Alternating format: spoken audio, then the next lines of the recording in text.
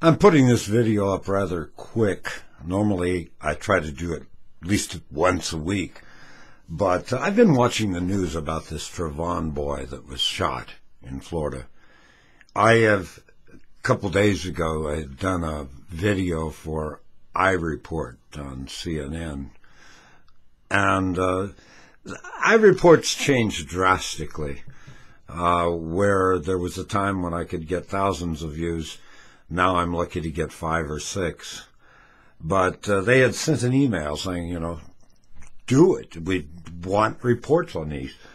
The thing has been bothering me, and I've watched the news about this young man all day, and I've watched it consistently since that shooting occurred, and it started to make the news.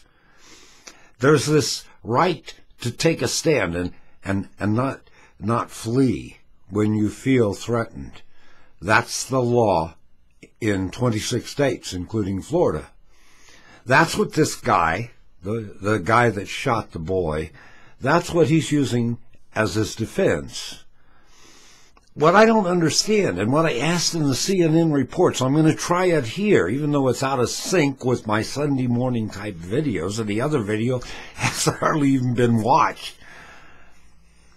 I'm just totally amazed that nobody has brought this point up. I've listened to PBS, I've listened to CNN.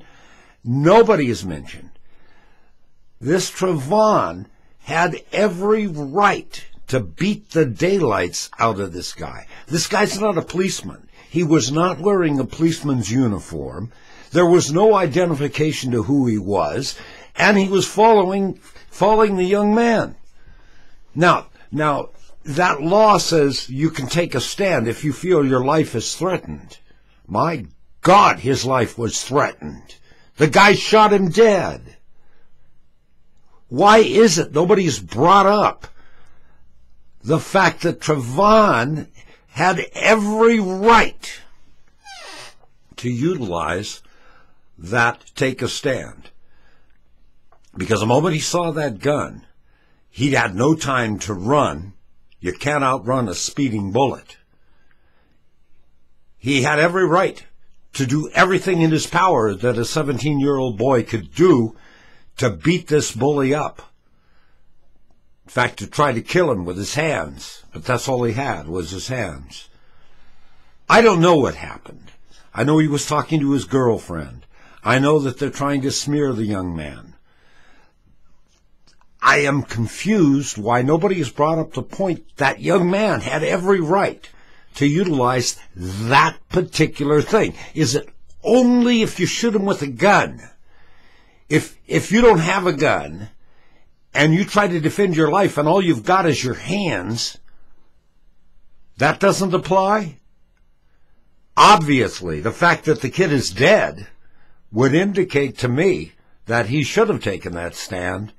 And I hope he did. And I wish he would have broke the guy's neck. I looked at a picture on the news tonight. He sure didn't look like he was very beat up to me. I sure like to have some opinions on this, and hopefully I can get more than 5 people to watch. That's happened over on the iReport, if you'll excuse me.